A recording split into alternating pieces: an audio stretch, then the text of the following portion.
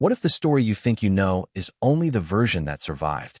Not the truth, not the lie, just the version that made it through lawyers, palace walls, media filters, and time.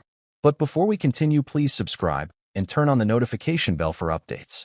Because here's the uncomfortable reality no one likes to say out loud. The most powerful stories in the world don't disappear. They get rewritten. And sometimes, years later, they come back wearing different clothes.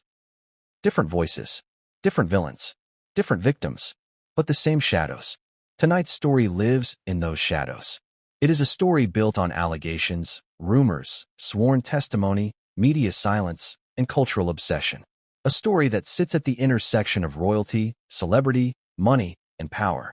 A story that people whisper about online, argue over in comment sections, and aggressively avoid discussing in polite company. And it begins with a question that makes people deeply uncomfortable. What happens when fame collides with power and no one is really innocent?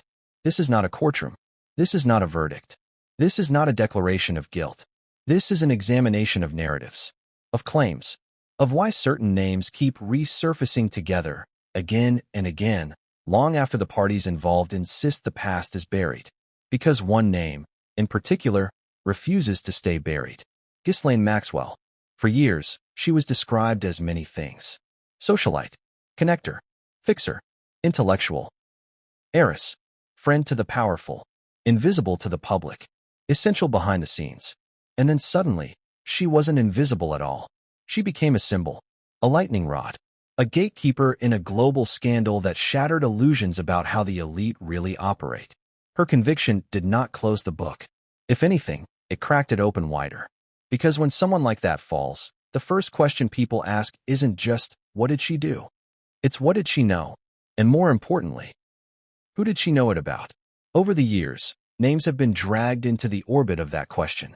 Billionaires, politicians, academics, royals, celebrities, some backed by documents, some by testimony, some by photographs, some by rumor alone. And among those names, one stands out not because of evidence presented in court, but because of the sheer volatility of the public reaction when it's mentioned. Meghan Markle. To some, she is a symbol of modernity. To others, a disruptor. To others still, a carefully constructed image with inconvenient chapters left out. And that's where this story gets dangerous. Because when you combine a woman the world argues about with a scandal the world can't forget, you don't get clarity. You get chaos. Claims begin to circulate. Allegations are repeated. Old photos are re-examined. Social media threads explode with connecting the dots. Words like yacht days start appearing. So do numbers. So do royal titles. So do accusations that, once spoken, can never fully be taken back. But here's the question most people never stop to ask. Why this story? Why now? And who actually benefits from it being told? Because outrage is profitable. Suspicion is contagious. And ambiguity is the perfect breeding ground for belief. The internet doesn't need proof. It needs plausibility. And plausibility is built through pattern recognition, through repetition, through the suggestion that where there is smoke, there must be fire. But history shows us something far more unsettling. Sometimes there is smoke because someone wants there to be smoke. So before we go any further, something needs to be clear. What you are about to hear is not a declaration of facts. It is an exploration of allegations, public records, media narratives, and the psychological machinery that turns speculation into assumed truth. This matters because reputations are destroyed long before courts ever speak. And silence, in this ecosystem, is often interpreted as guilt. So let's slow down. Let's rewind. Before Duchess, before royalty, before global fame, there was a woman trying to break into Hollywood. Meghan Markle was not born into power. She did not arrive with a famous last name or an inherited fortune. She arrived like thousands of others do, with auditions, side jobs, networking, and a determination that people either admire or deeply resent. Hollywood is a city built on access, on who you know, on who opens doors, on who invites you into rooms that never appear on IMDb. And that's where the mythology begins. Because Hollywood has always had its rumors, its whispered pathways to success, its uncomfortable truths that people pretend no longer exist. Yachts, private parties, exclusive guest lists, connections that can't be proven but are endlessly discussed. Most people dismiss these stories outright. Others insist they are the industry's worst-kept secret. The truth, as usual, sits somewhere in between. Not every rumor is real. Not every success is earned cleanly. Not every accusation is false. And not every silence is accidental. Which brings us back to Ghislaine Maxwell. Her documented role in elite social circles is not disputed. Her proximity to power is not speculation. What remains contested is how far that power extended and who it touched. And here's where narratives begin to intertwine. Because when the public learned that Maxwell was allegedly a facilitator, a connector, someone who curated access, people naturally began asking, access to whom? And when royal names had already been linked, through verified reporting, to the broader Epstein scandal, the ground was already primed. Enter Prince Andrew. His association with Jeffrey Epstein is not a rumor. It is a matter of public record. Interviews were given. Explanations were attempted. Public trust collapsed. And once one royal figure is implicated in scandal, the monarchy itself becomes a magnet for speculation. That's how ecosystems of belief work. One confirmed connection becomes a doorway through which countless unconfirmed stories rush in. Suddenly, every interaction is reinterpreted. Every photograph is suspicious. Every timeline is scrutinized. And in that environment, a woman who later married into the royal family becomes a perfect vessel for projection. Ask yourself this honestly. If Meghan Markle were a private citizen, would these stories carry the same weight? Or is it the crown that electrifies them? Because power attracts narratives the way gravity attracts matter. And the internet loves a fall-from-grace story. It loves contradictions. It loves the idea that behind polished speeches and humanitarian branding lies a darker truth. But here's the contradiction that rarely gets discussed. If these allegations were truly explosive, why haven't they surfaced in court? If they were verifiable, why haven't journalists with far more resources confirmed them? And if they are untrue, why do they refuse to die? This is where things get uncomfortable. Because stories don't survive on truth alone. They survive on emotional usefulness. They survive because they satisfy something in the audience. Suspicion, resentment, a desire to believe that no one truly escapes the dirt. And they survive because they are almost impossible to disprove. How do you prove you were not on a yacht? How do you disprove a number spoken without context? How do you defend yourself against something framed as people are saying? This is the trap. And Ghislaine Maxwell, whether intentionally or not, sits at the center of it. Her silence fuels speculation. Her imprisonment amplifies her mystique. The idea that she knows more than she will ever say becomes more powerful than any statement she could make. And into that vacuum, narratives rush in. Some sincere, some malicious, some opportunistic, some born entirely online. Which brings us to the most dangerous part of this story. Once an allegation enters the cultural bloodstream, it stops belonging to facts. It becomes a weapon, a distraction, a bargaining chip, a warning shot, and sometimes a smokescreen. So as we move forward, ask yourself something. Are we uncovering hidden truths? Or are we watching how power, fame, and scandal are recycled into entertainment?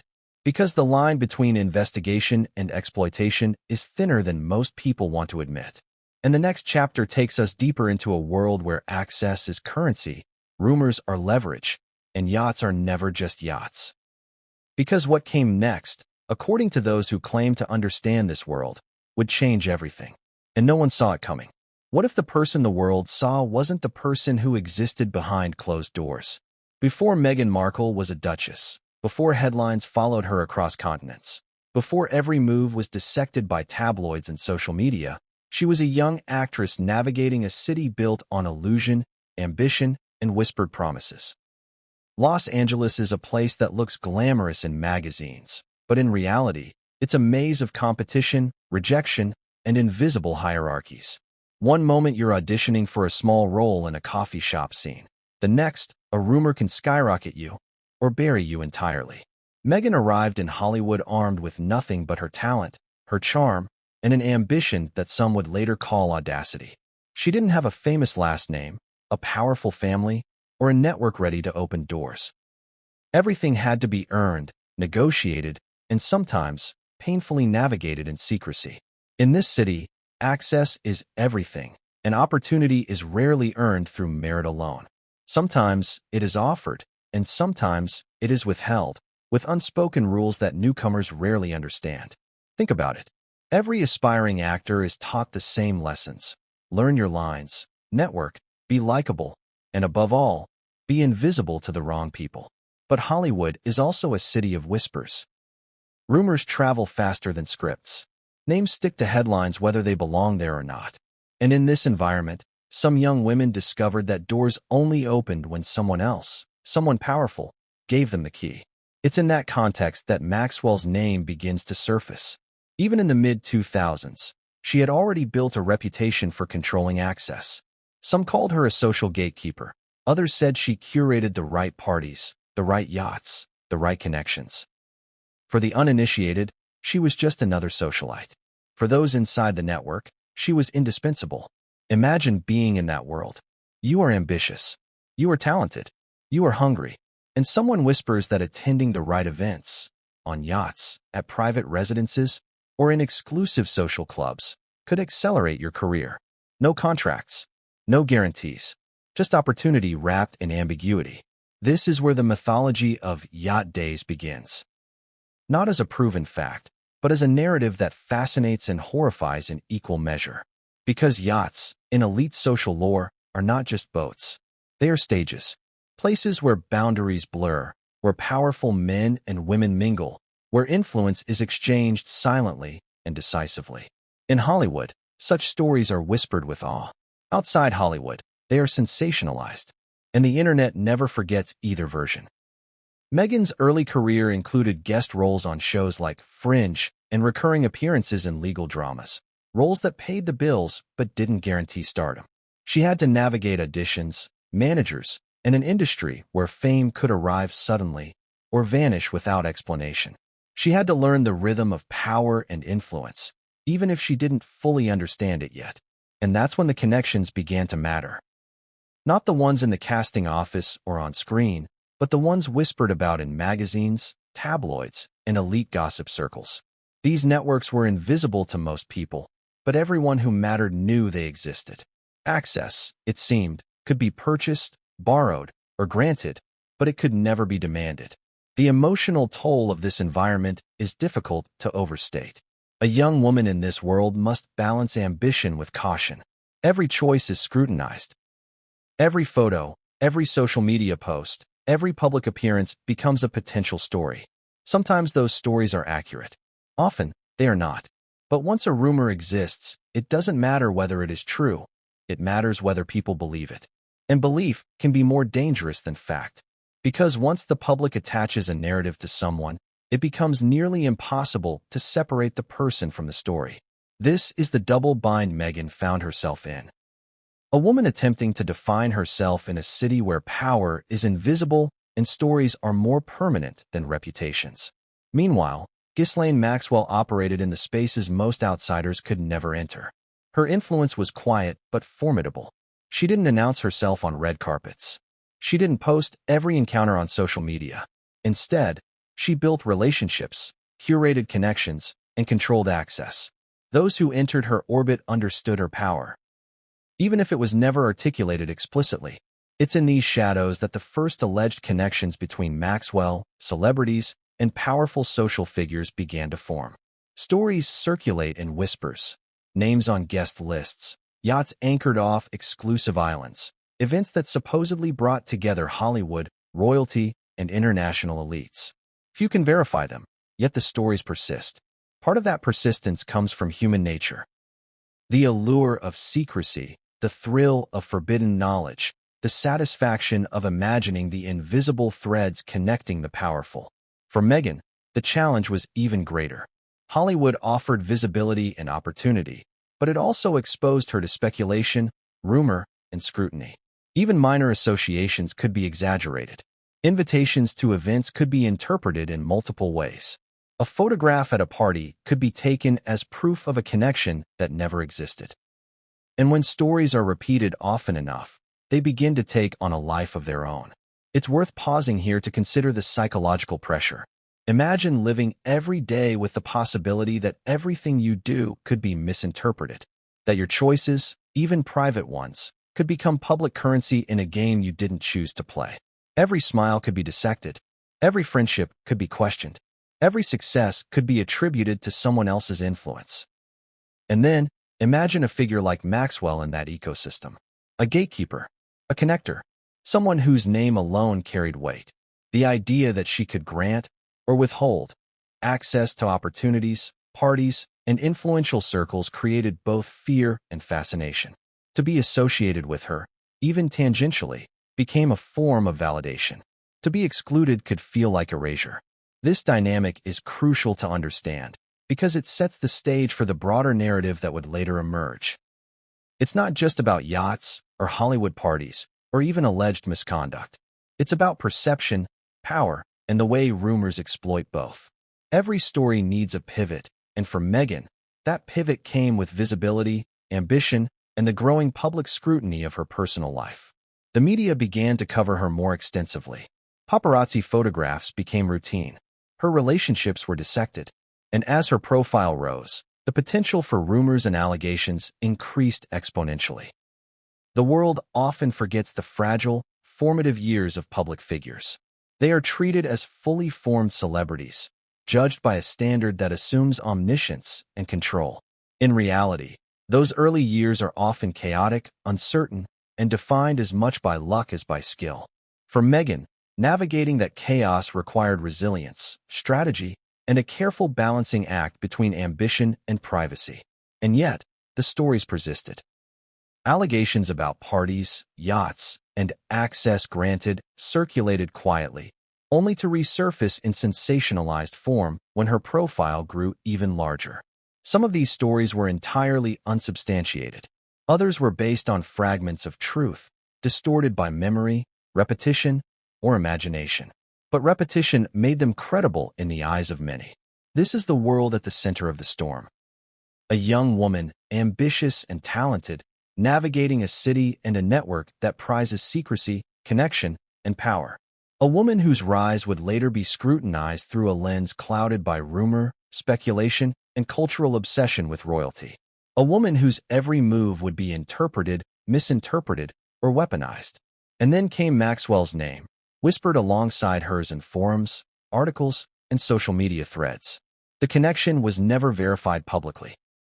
Yet the idea that such a gatekeeper existed, someone capable of opening doors to elites, added a layer of tension to the narrative.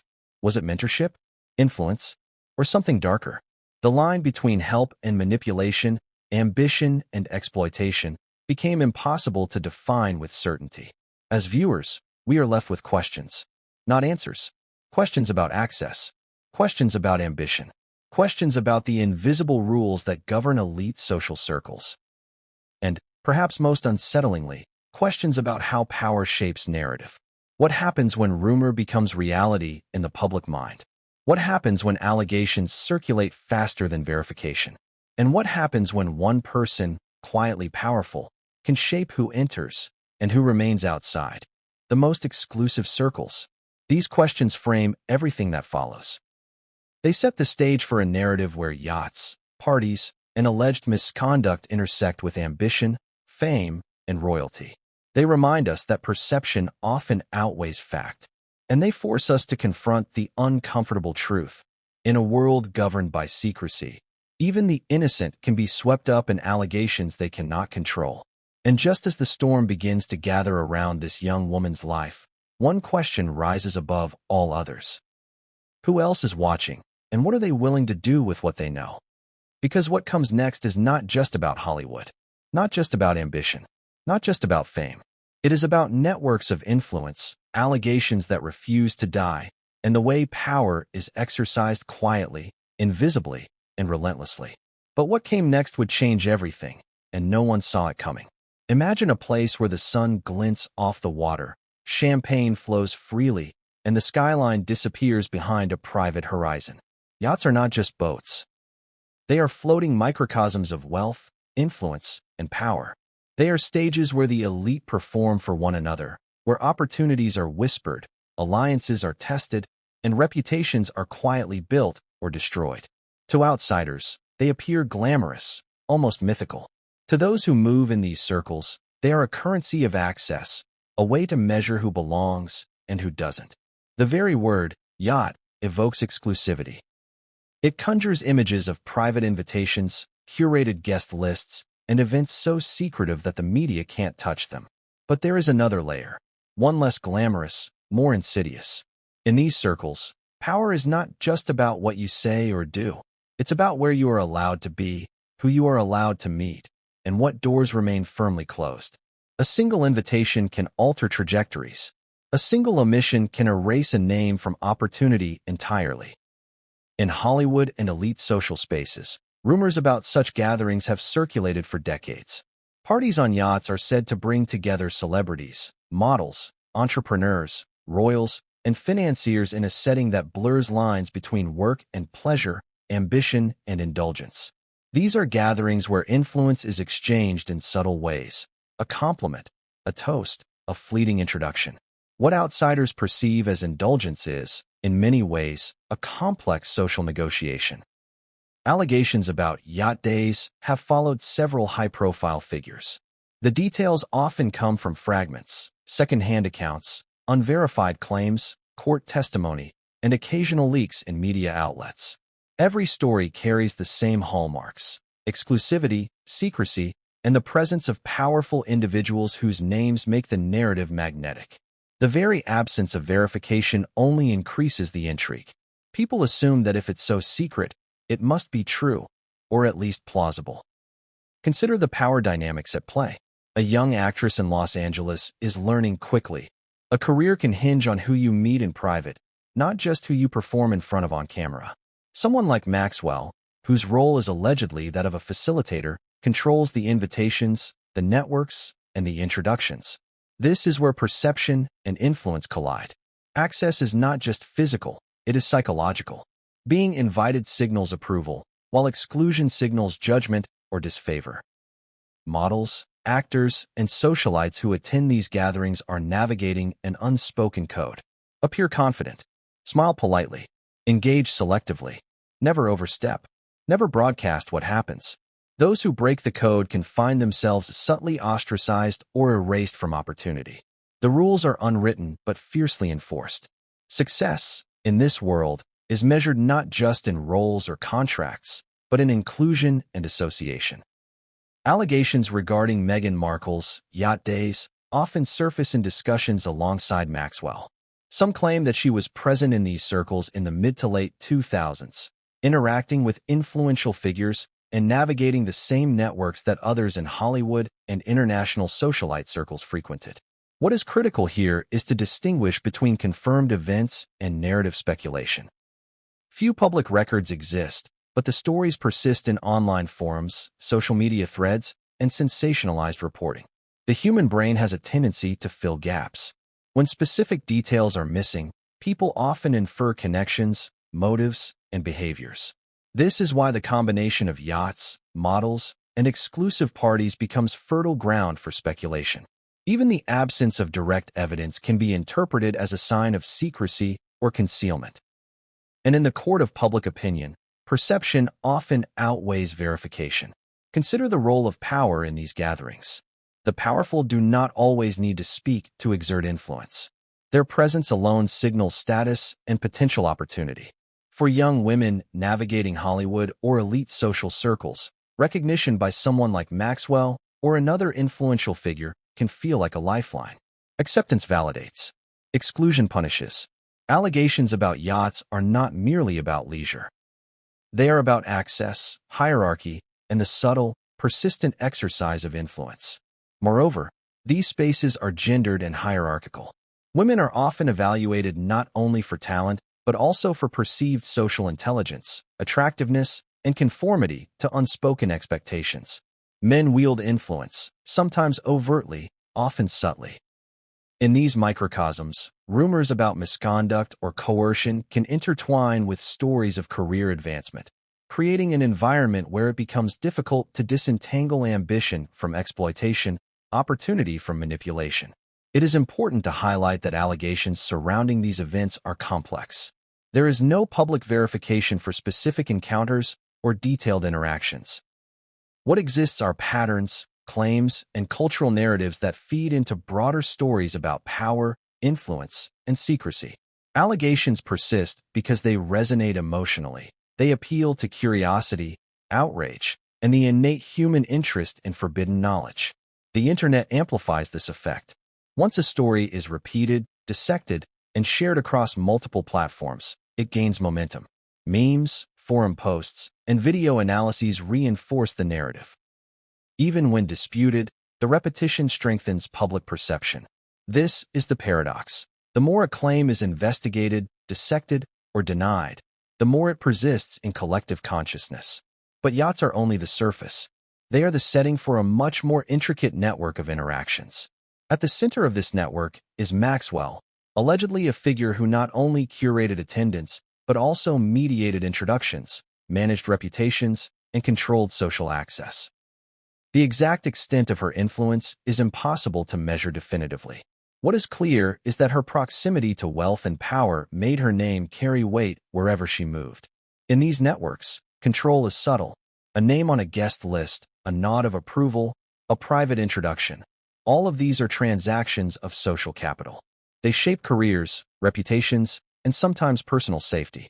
For an ambitious young actress like Meghan Markle, navigating these waters, both literal and figurative, would require extraordinary awareness. Every decision, every interaction, could have long-term implications, whether recognized at the time or not. Rumors, speculation, and media interest often exaggerate these dynamics, presenting them as more scandalous or dramatic than reality might support. Yet the emotional power of the stories remains undeniable. Audiences are captivated because they perceive stakes, fame, influence, and power, intersecting with secrecy and danger. This creates a compelling narrative, one that persists long after the events themselves. And so, yachts become a symbol, not just of leisure, not just of wealth, but of the hidden rules of elite networks.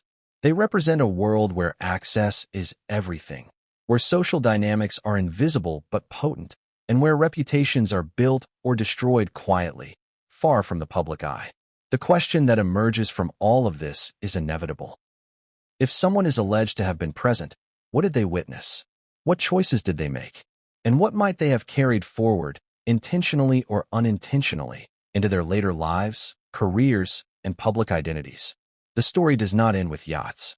It expands outward, connecting to broader networks, whispered allegations, and the people who allegedly controlled access to some of the most influential individuals in the world. Maxwell's name, again, appears as a pivot point. Whether she actively facilitated, merely observed, or occupied some combination of the two is debated endlessly, but her reputation ensures the narrative continues. And here is the emotional tension, the allure of the unknown.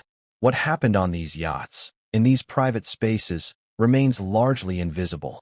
The stories are fragmented. The evidence is scarce. Yet the speculation is relentless. It persists because the gaps invite imagination. It persists because the power dynamics resonate. And it persists because the stakes, ambition, reputation, survival, are universally understood. So as we move forward, it's essential to recognize that these allegations, whether proven, disproven, or unresolved, serve a function. They illuminate a world most people never see. They demonstrate how access can define opportunity. And they reveal the precarious position of anyone navigating networks where visibility, influence, and rumor intersect in unpredictable ways. And just as the currents of these yacht stories swirl outward, connecting Hollywood, socialites, and royalty, one question lingers. Who really controls the narrative? Because in a world built on perception and secrecy, control is everything. But what came next would challenge everything Meghan thought she understood about ambition, power, and survival, and it would pull her into circles where the rules were unwritten, the stakes were enormous, and no one could be trusted. Imagine a world where knowing the right people matters more than talent. A world where doors only open if someone with influence decides to unlock them. In this world, the most powerful figure may not be the one who appears on magazine covers, gives speeches, or attends galas. It could be the one who decides who gets in and who doesn't. That is where Ghislaine Maxwell exists in the narrative, a gatekeeper, a curator, a woman whose influence was invisible but formidable. Maxwell's name first became public knowledge for many people through the lens of scandal, but even before that, she occupied a unique position in elite social networks. Daughter of Robert Maxwell, a media mogul with immense resources and global influence, Ghislaine grew up surrounded by wealth, status, and the mechanics of power. Her father's sudden death did not diminish her capacity to navigate elite circles. Instead, it arguably enhanced it. She learned early how connections work, how influence is exercised quietly, and how to operate behind the scenes. Her reputation as a connector was built quietly over years. Celebrities, business leaders, and political figures reportedly sought her guidance, introductions, and social validation. Some admired her, others feared her. Yet few questioned her ability to control access. She curated events, managed guest lists, and, according to public reporting and court documents, could shape social ecosystems with subtlety and precision. To understand her influence, it helps to think in terms of networks. Maxwell was not always the most visible person in the room, but she often determined who would be visible. Attendance at the right party, a private dinner, or a yacht gathering often depended on her approval or her facilitation. In social and professional hierarchies, such control can be more powerful than wealth or fame itself. Now, consider the implications.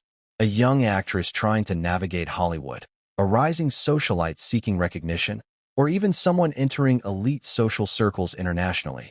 Maxwell's approval could open doors that would otherwise remain closed. Access is not always transactional in the literal sense, but it is transactional in effect. Being in the right room can lead to auditions, roles, partnerships, or sponsorships. Being excluded can feel like erasure. Maxwell's alleged role as a gatekeeper became a central component in the narrative surrounding yachts, models, and elite gatherings. She was the pivot point, the one whose presence, influence, or approval could legitimize attendance at gatherings that were otherwise off-limits. For those navigating these circles, her name carried weight. For outsiders, the very idea of someone having that kind of invisible power was both fascinating and terrifying. Allegations surrounding Maxwell often intersect with speculation about who attended her gatherings and under what circumstances. While much remains unverified, court records, investigative journalism, and media reports suggest that her social influence was broad, touching Hollywood, European aristocracy, and financial elites.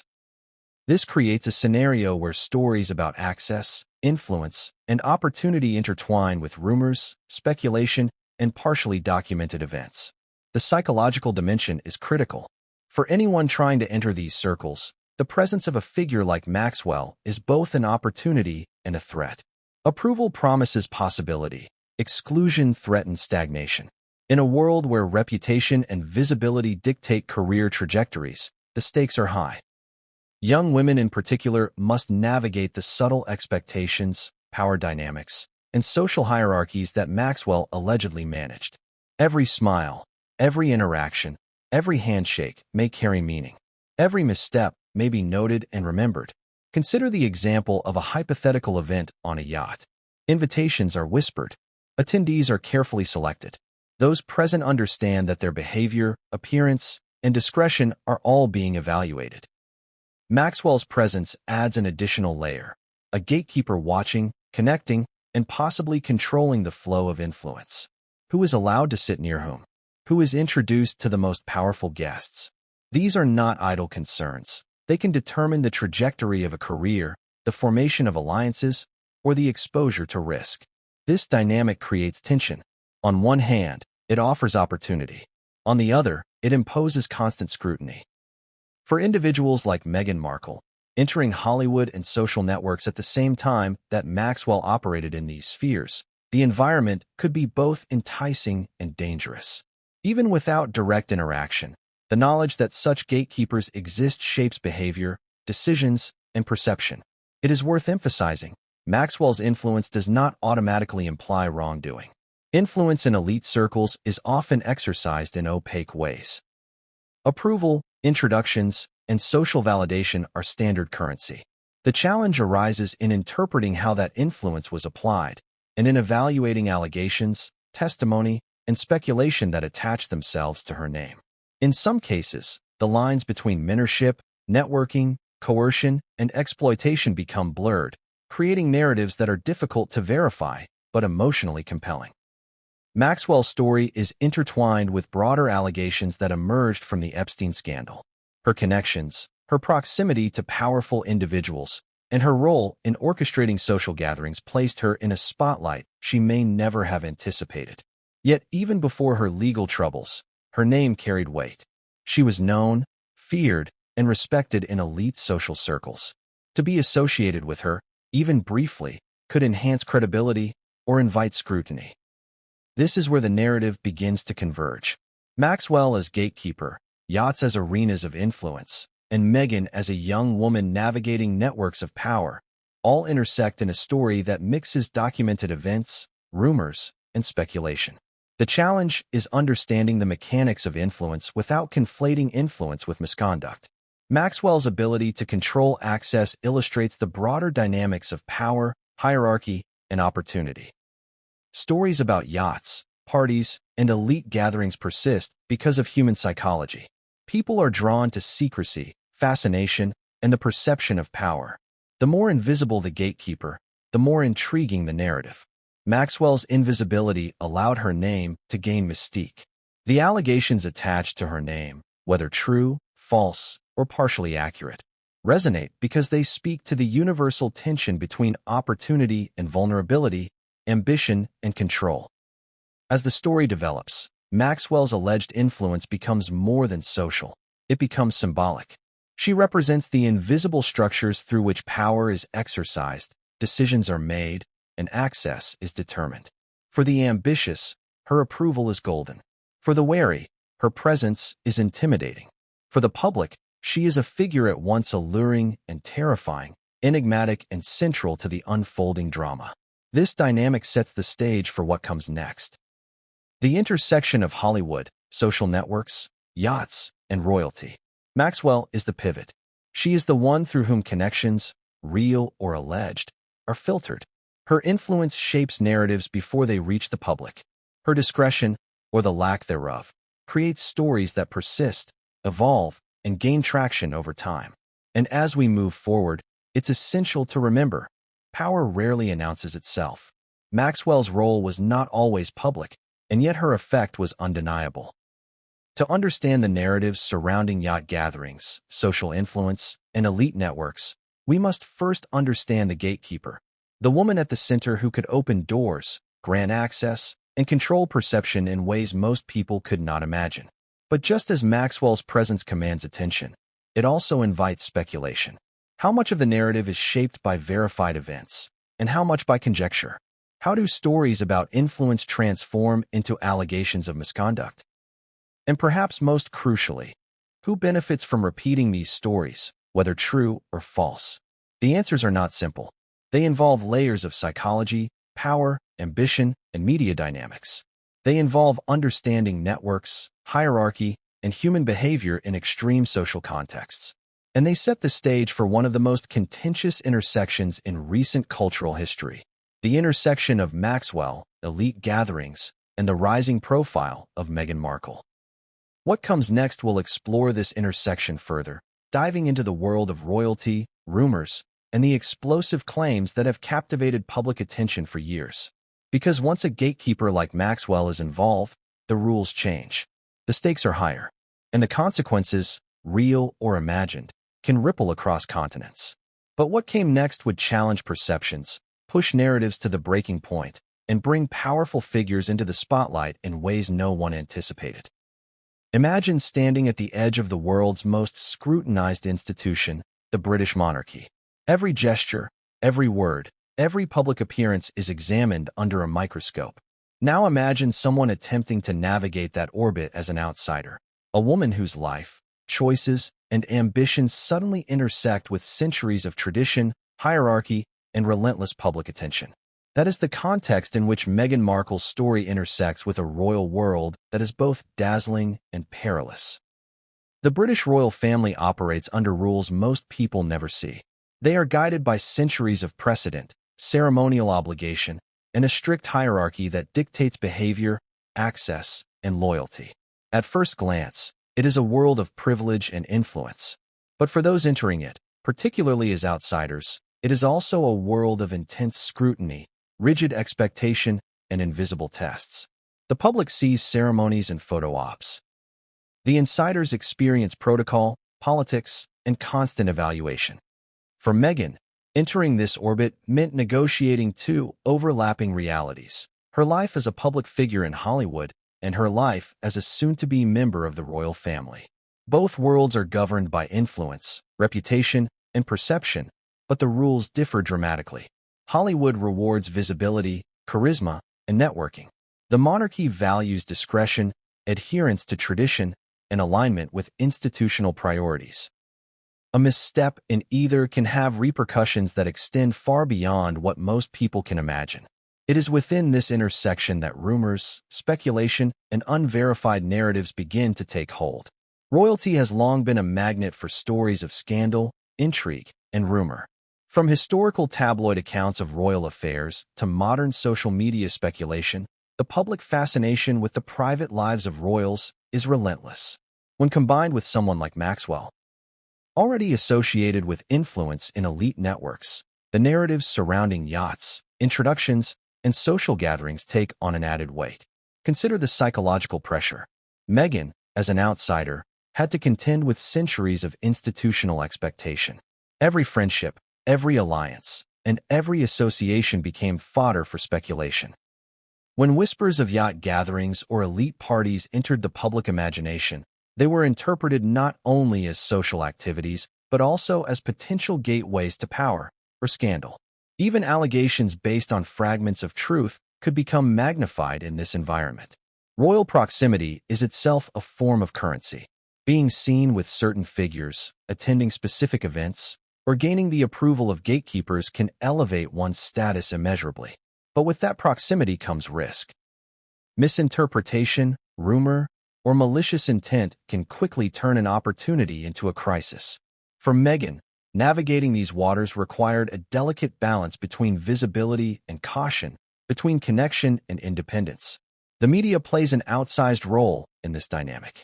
Every photograph, statement, or public appearance is dissected and recontextualized. Stories about alleged yacht gatherings or connections with influential figures spread rapidly, often blending verified facts with speculation. Social media amplifies these narratives, creating echo chambers where repetition reinforces belief.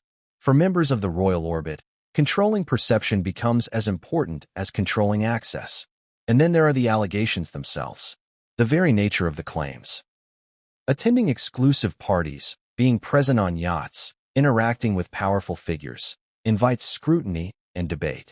Some reports are based on first-hand testimony, some on investigative journalism, some on rumor. Separating fact from conjecture is nearly impossible for outsiders, yet the emotional impact is profound. Once a narrative enters the public sphere, it shapes perception regardless of verification. It is in this context that Maxwell's alleged influence becomes significant. Her ability to curate access, manage guest lists, and facilitate introductions intersects with the monarchy's inherently hierarchical and opaque structure. For those observing from the outside, this creates a narrative in which power, secrecy, and influence collide. Every association is interpreted as a potential connection. Every invitation becomes a symbol. Every absence becomes a question. The stakes extend beyond personal reputation. In royal circles, missteps can have institutional consequences. Protocols dictate behavior, alliances affect influence, and public perception impacts the monarchy's image. For outsiders like Meghan, these stakes are amplified. Navigating rumors, unverified claims, and the constant attention of the public and media creates a high-pressure environment where every action is analyzed and every story has ramifications. Psychologically, this environment can be destabilizing. The combination of visibility, scrutiny, and rumor creates constant tension. Social relationships are carefully managed. Communication is controlled. Decisions are made with foresight into how they may be perceived. The uncertainty inherent in such an environment can create anxiety, hypervigilance, and a sense of isolation. For someone navigating both Hollywood and royal expectations, the pressure multiplies. Consider also the role of timing. Many of the allegations and rumors that surface about yachts and exclusive gatherings predate Meghan's royal involvement. Yet as her profile increased, these narratives were revisited, reframed, and amplified. The public often interprets historical associations through the lens of current prominence, which can distort perception and heighten controversy. This phenomenon illustrates how timing, visibility, and social prominence shape the life cycle of rumors and allegations. The combination of Maxwell's alleged influence, the secrecy of elite gatherings, and the heightened scrutiny of the royal orbit creates a potent narrative environment. It is one in which association itself can be interpreted as influence, access, or implication. The line between opportunity and exposure, between networking and scandal, becomes blurred. And once a story gains traction, the interplay of media, rumor, and public fascination ensures its persistence. Allegations tied to royal proximity are further complicated by legal, institutional, and cultural factors. Royals often operate under rules of non-disclosure, strategic communication, and reputation management. Outsiders may misinterpret silence, discretion, or protocol as avoidance or complicity. Meanwhile, the public and media fill gaps with conjecture, pattern recognition, and speculation, often producing narratives that gain life independent of verification. This is the environment in which Yacht's stories, elite gatherings, and Maxwell's alleged role intersect with Meghan Markle. Each element reinforces the others. Secrecy magnifies speculation, high-profile association amplifies attention, and public fascination ensures repetition. The result is a story that is as compelling as it is complex, one that mixes confirmed events, unverified claims, and cultural obsession into a narrative that persists over time. And yet, for all the speculation, it is critical to remember, the monarchy operates according to its own set of rules, protocols, and hierarchies. The public sees only a fraction of the interactions, decisions, and dynamics that define royal life. Allegations and rumors often reflect perception more than reality, yet they carry real consequences for those involved. The interplay between private behavior, public image, and media interpretation creates a landscape in which clarity is rare and speculation thrives. The tension escalates when we consider the individuals allegedly at the center of these overlapping networks. Meghan Markle, a rising actress and socialite, enters a world of rigid hierarchy, extreme scrutiny, and intricate social expectations. Ghislaine Maxwell, a gatekeeper with influence in elite social circles, operates quietly but effectively, shaping access and perceptions. And the monarchy, with centuries of tradition and public oversight, provides a backdrop in which every action and association is magnified. It is at this intersection, between Hollywood ambition, elite social influence, and royal protocol, that narratives gain momentum. Every alleged yacht gathering, every whispered introduction, every speculation about access or approval becomes a thread in a larger tapestry. The public, the media, and online forums weave these threads into narratives that blend fact, fiction, and conjecture, creating stories that persist and evolve over time. And as the orbit of these narratives expands, so too does the tension. Questions multiply. Who is involved? What really happened? How do rumors spread? And why do they endure? How much influence does a gatekeeper like Maxwell exert? And how does it intersect with institutions like the monarchy? How does public fascination amplify speculation? And what is the cost to the individuals at the center of these stories? The answers are elusive, but the narrative pressure is real. For Meghan, navigating these dynamics requires constant awareness, strategic decision-making, and careful management of public perception. For the public and media, it fuels fascination, debate, and speculation. And for Maxwell, the alleged influence she wields continues to shape perception, whether through direct action, association, or the mystique of her reputation. But the most consequential question remains: how does this swirling nexus of power, rumor, and social hierarchy translate into the explosive allegations that would later capture global attention? Because once elite social networks, gatekeepers, and royal scrutiny converge, the resulting narratives are more than just gossip. They become cultural phenomena that can define public perception for years. And as the story deepens, one of the most contentious figures in recent history emerges into view. A royal whose associations, behaviors, and alleged interactions would ignite debate, scrutiny, and speculation on a scale few could have anticipated. But what came next would take these overlapping networks, rumors, and public fascination and push them into the kind of controversy that dominates headlines and history in ways no one foresaw. Few names ignite controversy quite like Prince Andrew. A figure born into privilege, bound by centuries of monarchy, and placed under relentless public scrutiny, his actions have long been analyzed, criticized, and sensationalized. To understand the web of speculation surrounding Meghan Markle, Ghislaine Maxwell, and elite social circles, it is essential to examine how Andrew's history intersects with allegations, public perception, and the dynamics of influence. Prince Andrew's association with Jeffrey Epstein is well documented and forms the backbone of much public discourse about scandal within elite networks. Interviews, court filings, and media investigations have established connections that cannot be ignored. While Andrew has repeatedly denied wrongdoing, the mere existence of these connections has created an enduring public fascination and intense scrutiny, both of which ripple through broader narratives about power, access, and elite gatherings. The psychological dimension is significant. Royals are not only symbols, they are individuals navigating roles laden with centuries of expectation. Every association carries weight. Every rumor can amplify, distort, or define public perception. In Andrew's case, his links to Epstein created a scenario in which proximity to scandal became inseparable from his public persona. This is critical for understanding why narratives about other figures in elite social networks, Maxwell, Meghan, and others, gain traction when royal connections are invoked. Consider the public reaction. When high-profile names are mentioned in connection with scandal, media coverage escalates rapidly. Social media explodes with speculation. Online forums dissect every public appearance, past photograph, or social encounter. The public often conflates correlation with causation, interpreting proximity as complicity or endorsement. The result is a feedback loop. Rumor fuels media, media fuels speculation, and speculation solidifies into perceived truth, regardless of legal outcomes. This is where the 13 times allegation comes into play. Numbers in these narratives, especially repeated numbers, carry symbolic weight.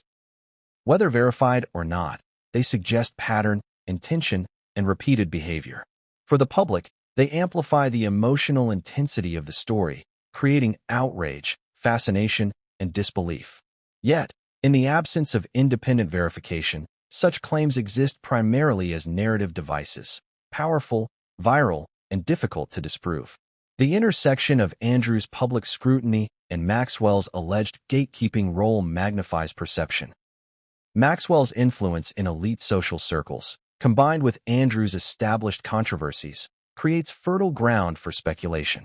The human mind naturally seeks connections between known facts and rumor. If Maxwell allegedly facilitated access to elite gatherings, and Andrew is a figure tied to scandal, then the narrative threads weave together into a story that appears plausible, even if much remains unverified.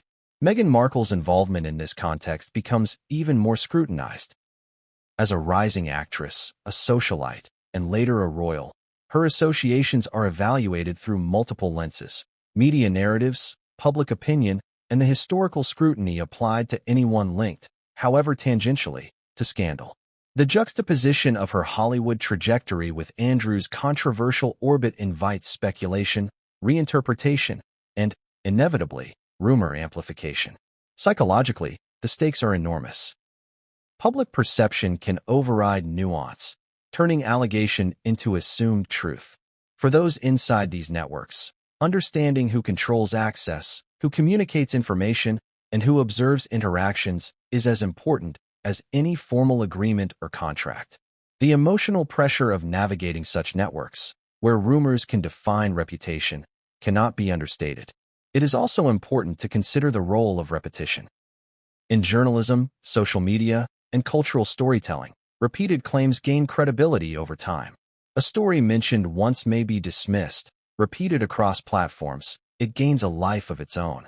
The combination of Andrew's notoriety, Maxwell's alleged influence, and Meghan's rising profile ensures that narratives surrounding yacht gatherings, elite parties, and alleged interactions persist, evolve, and captivate public attention. From a sociological perspective, this illustrates a broader phenomenon. Elite networks are insulated yet highly visible, secretive yet relentlessly scrutinized. When scandal intersects with visibility, the outcome is not just gossip, it becomes cultural currency. The public consumes, judges, and interprets these stories as reflections of broader societal norms, fears, and fascinations. The narrative around Andrew, Maxwell, and Meghan exemplifies this dynamic. Legally, the situation is complex. Allegations, court filings, and testimony exist in some cases. In others, stories remain unverified or are disputed. Yet legal proof is not the sole arbiter of public perception. Reputation is shaped equally by rumor, media framing, and narrative repetition. For Andrew, Maxwell, and anyone allegedly associated, this creates a situation where controlling the narrative is as important, and often as impossible, as defending oneself in court. The cultural impact is also profound. Public fascination with scandal, power, and elite behavior fuels consumption of media, drives online discourse, and shapes reputational outcomes. In the case of Meghan Markle, Andrew, and Maxwell, the convergence of Hollywood, royalty, and socialite networks produces a narrative ecosystem in which perception often outweighs fact, and rumor carries outsized influence. Emotionally, this creates tension and uncertainty for those involved. Each interaction, each association, is potentially scrutinized. Trust becomes transactional. Decisions are weighed not only for immediate benefit, but for potential long-term reputational consequences.